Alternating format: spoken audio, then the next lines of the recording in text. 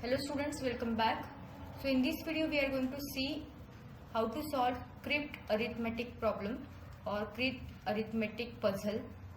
Okay, तो ये puzzle में आपको क्या किया जाता है, आपको अल्फाबेट्स दिए जाते हैं और आपको हर एक अल्फाबेट को क्या करना है, यूनिक डिजिट असाइन करना है. ओके, और जब आप इनके एडिशन परफॉर्म करोगे तो ये एडिशन एक्चुअल में करेक्ट आनी चाहिए. तो इसको सॉल्व करने से पहले इस प्रॉब्लम को हम क्या करेंगे, सीएसपी में फॉर्मुलेट करेंगे. तो सीएसपी मतलब क्या, XCD, that is X stands for set of variable, C stands for constant and D for domain. तो यहाँ पे X क्या है, X है number of variable that are alphabets. तो हर एक अल्फाबेट हम क्या करेंगे, एक ही बार लिखेंगे, सेंड.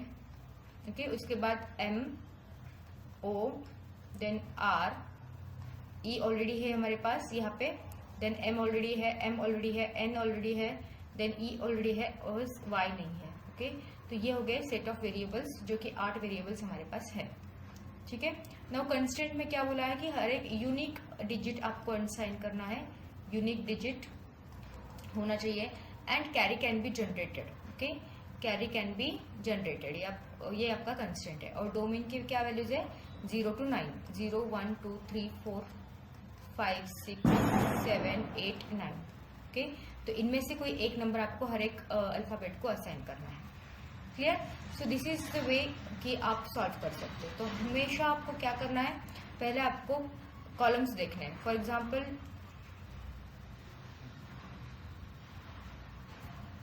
अगर कॉलम नंबर 1 की मैं यहाँ पे बात करूंगी तो D plus E is equal to Y. Okay, so D plus E is equal to what, Y. तो वाई जो भी आंसर रहेगा वो एक्चुअल में सिंगल डिजिट भी रह सकता है या फिर डबल डिजिट भी रह सकता है. ओके, तो इसके लिए हम क्या करेंगे, यहाँ पे प्लस करेंगे 10 इंटू C1.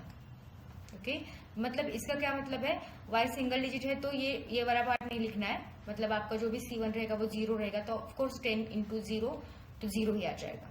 ठीक है, मतलब आपका C1 क्या रहेगा, एक तो 0 रह सकता है या फिर 1 रह सकता है. हमें पता नहीं, हमें तो फाइंड आउट करना है कि ये 2 डिजिट आ रहा है या सिंगल डिजिट आ रहा है. ठीक है, उसके बाद जो भी यहाँ से कैरी जाएगा तो वो होगा C1. तो N plus R plus C1, N plus R plus C1 is equal to, E भी क्या हो सकता है, डबल डिजिट आ सकता है, तो E plus 10 into C2. Okay, again आपका C2 क्या हो सकता है, 0 या फिर 1. सिमिलरली यहाँ से भी यहाँ पे क्या जा सकता है, कैरी जा सकता है. ठीक है, तो इसको कैसे लिखेंगे आप लोग, C2 plus E plus O is equal to N plus 10 into C3. ठीक है, अगेन C3 कैरी यहाँ पे जाएगा, so again you will write C3 plus S plus M is equal to O plus 10 into C4. Okay, और इन दोनों में से C4 कहाँ पे जाएगा, यहाँ पे कैरी जा सकता है. So in that way you can write the equations. Okay, so अभी हमारे पास सब कुछ है, हमारे पास इक्वेशंस है, हमारे पास सेट ऑफ वेरिएबल्स है, हमारे पास कंस्ट्रेंट भी हमें पता है, डोमेन के वैल्यूज भी हमारे पास है. अभी हमें क्या करना है, इसको सॉल्व करना है, इस पजल को हमें क्या करना है, सॉल्व करना है. ठीक है, सो एक बार मैं फिर से ये पजल प्रॉपर तरीके से यहाँ पे लिख लेती हूँ कि आपको क्या दिया है, सेंड, यहाँ पे दिया है मोर. ओके, और यहाँ पे दिया है मनी. Okay, MONEY. ओके, और उनका एडिशन आपको करने के लिए बोला है. फाइन.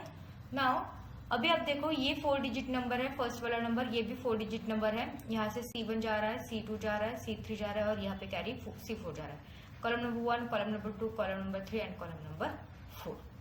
ठीक है, अभी 2 नंबर जो है वो 4 डिजिट के नंबर है, लेकिन आंसर जो बन रहा है वो क्या है, 5 डिजिट का है, 1 2 3 4 5. ओके, तो जो भी राइट मोस्ट एलिमेंट आपका, सॉरी लेफ्ट मोस्ट जो भी आपका एलिमेंट है विच इज M, तो दो अगर 4 डिजिट नंबर्स की हम एडिशन करेंगे तो 5 डिजिट का अगर नंबर क्रिएट हो रहा है, जनरेट हो रहा है, तो ऑफकोर्स वो क्या रहेगा, कैरी रहेगा. ओके, और कैरी क्या होगा फिर, M is equal to 1. Carry हमेशा क्या रहता है, 1. ठीक है, तो अभी हम फाइनल आंसर के लिए यहाँ पे लिख लेते हैं SEND MORE ऑलरेडी हमारे पास है Y. ओके, ये हमारे एक ही बार लिखना है, जो भी फॉर एग्जांपल यहाँ पे MM डबल टाइम आया तो यहाँ पे हम सिंगल टाइम ही लिखेंगे. अभी हमें पता है कि ये जो लेफ्ट मोस्ट एलिमेंट है वो क्या है, m इज इक्वल टू 1 है, तो m इज इक्वल टू 1 यहाँ पे हम कर देंगे. This is the final answer for m. ठीक है, तो आपके एग्जाम्पल में m कहाँ कहाँ आ रहा है उसकी वैल्यू आप क्या करो, लिख दो. ठीक है, अलग कलर. ठीक है, सो m की वैल्यू 1 आ चुकी है, तो m कहाँ पे है, यहाँ पे है, तो ये m आपका 1 है, दैट वी नो. यहाँ पे भी 1 m है, तो यहाँ पे इसकी वैल्यू क्या हो जाएगी, 1 हो जाएगी. अभी इस फोर्थ कॉलम को अगर आप देखोगे तो s plus m is equal to o. Okay, तो हमें क्या करना है, ये o जो है वो क्या आना चाहिए, 2 डिजिट आना चाहिए. क्यों, क्योंकि ऑलरेडी यहाँ पे C4 जनरेट हुआ है 1, दैट्स वाई m की वैल्यू क्या हुई है 1. तो यहाँ पे 2 डिजिट वाला नंबर आना चाहिए, और हमें उनमें से एक नंबर पता है कि एक नंबर क्या है, 1 है. तो ऐसा कौन सा नंबर है, ओके, हमारे पास डोमेन कौन से है, डोमेन की वैल्यूज क्या है, 0 1 2 3 4 5 6 7 8 एंड 9. ठीक है, ये हमारा D है. उसमें से तो 1 चला गया है क्योंकि 1 m को हमने दिया है. ठीक है, अभी हमको क्या करना है कि O की वैल्यू 2 डिजिट आएगी. कैसे आएगी, हमें एक नंबर फाइंड आउट करना है जिसकी एडिशन 1 के साथ होने के बाद वो 2 डिजिट नंबर देता है. ठीक है, तो 8 प्लस 1 अगर मैं करूंगी तो 9 आ जाएगा, 7 प्लस 1 करूंगी तो 8 आ जाएगा, लेकिन अगर मैं 9 प्लस 1 करूंगी तो मुझे क्या मिलेगा, 10 मिलेगा. ओके, जो कि O की वैल्यू होगी 0, M की वैल्यू जा रही है कैरी 1, विच इज करेक्ट. ठीक है, मतलब S की वैल्यू क्या है मेरी, 9 है. S की वैल्यू क्या हुई, 9, जो कि मैं यहाँ पे लिख रही हूँ. Final value of S is equal to 9. ठीक है, S और कहीं यूज किया है, नहीं किया है. तो फिलहाल हमें कौन से वैल्यूज पता है कि M की वैल्यू 1 है, S की वैल्यू 9 है, और O की वैल्यू क्या है, 0. O की वैल्यू 0, हमारे पास 3 वैल्यूज ऑलरेडी है, और O को ऑलरेडी यहाँ पे भी यूज किया हुआ है 0. ठीक है, नाउ नेक्स्ट जो है, नेक्स्ट कॉलम की अगर हम बात करेंगे, थर्ड कॉलम की, तो यहाँ पे क्या है, E plus O plus equal to N. Okay, और O की वैल्यू क्या है, यहाँ पे 0 है, तो ये नहीं लिखेंगे तभी चलेगा. सो E बिकम्स N.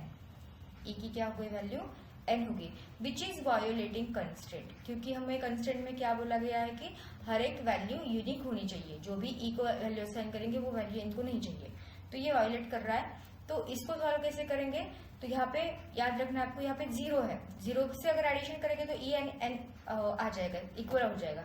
लेकिन यहाँ पे C2 भी है, तो कैरी भी जनरेट हो रहा है यहाँ पे. ओके, तो कैरी हम किस तरीके से लिखेंगे, E प्लस, ये आपका कैरी है C2 मतलब 1 प्लस आपका 0 और N. 0 को नहीं लिखेंगे तो E plus 1 is equal to N. Okay, इस तरीके से क्या आपके क्या बनेगा, एक इक्वेशन बनेगा. ठीक है, इक्वेशन 1 हम बोल सकते हैं इसको. ठीक है, फिलहाल E plus 1 is equal to N यहाँ पे हमें पता है. नाउ नेक्स्ट जो है हमारा वो क्या है, next part, N plus R is equal to E. Okay, और हमें E यहाँ पे पता है, यहाँ पे 0 है, तो यहाँ पे C2 तो हमारा आया ही आया है, तो ये E क्या होना चाहिए, 2 डिजिट नंबर होना चाहिए. तो N plus R is equal to E plus 10, क्योंकि ये क्या है, 2 डिजिट नंबर आना चाहिए. क्योंकि यहाँ पे 0 है, तो यहाँ पे ऑफकोर्स C2 हम कंसिडर कर रहे हैं. तो N plus R is equal to E plus 10. Now हमें N की वैल्यू पता है, N की वैल्यू क्या है, E प्लस 1. ठीक है, तो मैं यहाँ पे सब्स्टिट्यूट करूंगी E प्लस 1 को, plus R is equal to E plus 10. Okay, और अगर सॉल्व करेंगे तो E कट हो जाएगा, R is equal to 10 minus 1, that is R is equal to 9. तो हमें क्या मिला है यहाँ पे, R इज इक्वल टू 9. ठीक है, now if you check R is equal to 9 और S भी क्या है मेरा 9 ही है, तो again it is violating constraint. ये क्या कर रहा है, कंस्ट्रेंट को वायोलेट कर रहा है. तो अभी हमें क्या करना पड़ेगा, फिर 1 प्लस, अभी N प्लस R हमने जो लिया था, okay, N plus R is equal to E plus 10. तो यहाँ पे C1 को भी याद मतलब ध्यान में लेना है, क्योंकि ये वायोलेट कर रहा है. तो अभी हम क्या करेंगे, 1 प्लस N प्लस R. तो ये 1 क्या है, आपका C1 है, जो कि प्रीवियस से जनरेट हुआ है, इस y से जनरेट हुआ है 1. Okay, N plus R plus 1 is equal to E plus 10.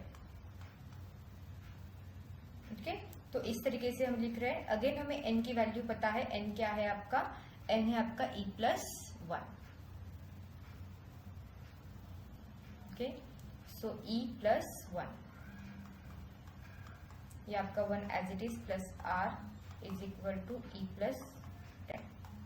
E got cancel, so R plus 2 is equal to 10. तो आर की वैल्यू क्या आ जाएगी, 8 आ जाएगी. ओके, और 8 हमारा रिपीटेड है क्या, नहीं है, तो हम 8 वैल्यू आर को लिख सकते हैं. तो यहाँ पे आपकी आर की वैल्यू आ जाएगी 8, इसकी आएगी 1. ओके, तो इसको मैं आर को क्या कर रही हूँ यहाँ पे 8 फाइनली असाइन कर रही हूँ. ओके, तो कौन कौन सी वैल्यूज यहाँ पे कट हुए हैं, तो हमने 9 को यूज किया है, अभी 8 को भी यूज किया है, 1 को यूज किया है, 0 के भी ओ के लिए यूज किया है. ओके, तो 4 वैल्यूज हमारी कट हो चुकी है, मतलब इनको अभी वापस हम यूज नहीं कर सकते. तो नेक्स्ट जो हमारा first column which is D plus E is equal to Y. Okay, so D plus E is equal to Y की अगर हम बात करेंगे, so let's write here D plus E is equal to Y. तो Y भी क्या होना चाहिए, 2 डिजिट नंबर होना चाहिए, क्योंकि इसका वाला जनरेट हुआ कैरी हमने यहाँ पे कंसीडर किया है, C1 हमने कंसीडर किया है n plus are plus C1. तो y क्या होना चाहिए, 2 डिजिट नंबर होना चाहिए. तो 2 डिजिट नंबर कहाँ से स्टार्ट होता है आपका, 10 से. ओके, तो 10, 11, 12, 13, 14 काइंड ऑफ ये जो नंबर से 2 डिजिट नंबर है. ठीक है, अगर मैं 10 लूंगी, ओके, तो 10 में से 0 जाएगा y को और 1 जाएगा कैरी को, और 0 ऑलरेडी o को असाइन है, तो 10 में नहीं यूज कर सकते. सिमिलरली 11, तो इसमें से एक जो है वो जाएगा y को, 1 जो जाएगा y को, और दूसरा 1 जो है वो जाएगा कैरी. ओके, और 1 हमने किसको दिया है, ऑलरेडी m को दिया हुआ है, तो ये भी मैं यूज नहीं कर सकती. अभी 12 की अगर बात करेंगे, ओके, 12 मतलब 2 जाएगा y को, 1 जाएगा carry, it will be okay. Okay, this can be the valid one 12. लेकिन अभी d plus E is equal to 12 होना चाहिए. तो d एंड e के ऐसे कौन से 2 नंबर्स है जो कि हमारे पास अवेलेबल है, जो हमें क्या दे रहे हैं, 12 एडिशन दे रहे हैं. तो हमारे पास इतने सारे नंबर अवेलेबल है, 2 प्लस 3 सॉरी 2 3 4 5 6 7. ओके, 8 तो चला गया है पहले से. तो मुझे क्या करना पड़ेगा, 7 प्लस 6 या फिर 7 प्लस हम क्या बोल सकते हैं, 7 plus 5. Okay, 7 plus 5 can give us a number which is 12. 7 और अगर मैं 5 की एडिशन करती हूँ, 7 एंड 5 की एडिशन में करती हूँ, तो मुझे क्या मिलेगा, 12 मिलेगा. ओके, तो मैं 7 दे रही हूँ d को और e को दे रही हूँ मैं 5, तो मुझे क्या मिल रहा है, 12. 12 मतलब y की वैल्यू जाएगी 2 और 1 हो जाएगा आपका कैरी. सो y बिकम्स 2 ईयर. ओके, सो y हो गया आपका 2, d हो गया आपका 7, e हो गया आपका 5. d हो गया आपका 7, e हो गया आपका 5. नाउ हमें फाइंड आउट करना है, अभी ये वैल्यूज हम डाल देते हैं. d7 e5, d7 है, e है हमारा 5 और y हमारा 2. अभी हमारा बाकी कौन सा, n की वैल्यू हमें फिलहाल नहीं पता है. ओके, तो n की वैल्यू फाइंड आउट करने के लिए हमारे पास जो इक्वेशन था पहले से 1 प्लस आर, मतलब ये वाला इक्वेशन. ओके, तो 1 plus n plus are is equal to E plus 10.